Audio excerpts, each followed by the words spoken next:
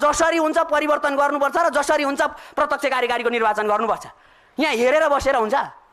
आन्दोलनकारीले यो नियम मानेको थियो भने किन आन्दोलन गर्नु? घर बसेर सुत्ता भइहाल्थ्यो नि। तर के आन्दोलनकारीले माग राखिसकेपछि आन्दोलनकारीले पुरा गर्छ र हामीलाई संवादमा बोलाउनु पर्छ। कुनै पनि कुरा कोठामा लुकाएर हुँदैन। हामी छौँ नि, जिउँदै छौँ हामी जिउँदै छौँ। त्यसो हुँदा जिउँदा मान्छेले जिउँदाका मतलब अहिलेको नेपाली समाज त्यो शहीदले देखेको सपना पुरा गर्न चाहन्छौँ। शहीदले देखेको सपना यो तरिकाको अहिलेको तण्ड वितण्ड होइन। यहाँ धेरैजना व्यक्तिहरू यो पक्षधर त्यो पक्षधर। हामी कोही पक्षधर होइनौँ, नेपाली जनता पक्षधर हौँ। हामी कोही व्यक्तिलाई बोकेर हिँड्दैनौँ, देशलाई बोकेर हिँड्छौँ।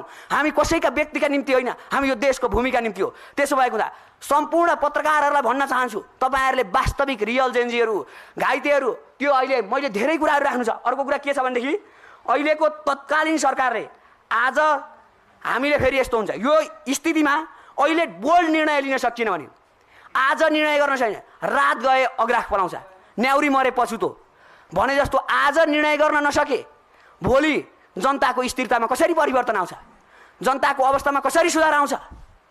त्यसो भएको हुँदा सबैजनाले के हो भनेदेखि यो पत्रकारको मिडिया मार्फत हामी भन्न चाहन्छौँ तपाईँहरू हाम्रो साथी हो। हामी तपाईँहरूसँग संवाद गर्न चाहन्छौँ, तपाईँहरूका विचारहरू सुन्न चाहन्छौँ र हामी भन्न चाहन्छौँ देशले परिवर्तन चाहेको छ, मुलुकले परिवर्तन चाहेको छ। हामी डेमोक्रेसी पक्षधर हो।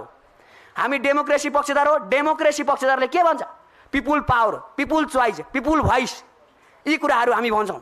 त्यसो हुँदा डेमोक्रेसीले परिवर्तन ल्याएको हो, तर अवस्था परिवर्तन। अब दुई तिहाईको मतलब कि आज राष्ट्रपतिबाट विज्ञप्ति जारी भएछ, अलिकति चाहिँ मलाई दुःख लागेको छ। त्यो विज्ञप्तिमा भनिएको छ अब संविधानको रक्षा गरियो। संविधानको रक्षा होइन, देशको रक्षा गर्छन् नेपाली जनताले। संविधानको विधि पद्धति बनाएर अगाडि बढ्छन् नेपाली जनता। विधिभन्दा पछाडि त किन जान्छन्? तर विधि बनाउने कुरामा के हुन्छ, अहिलेको विधिले मुलुकको परिवर्तन गर्न सक्दैन। यो कुरा जहाँ बोल्नुपर्छ, जहाँ गर्नुपर्छ हामी तयार छौँ।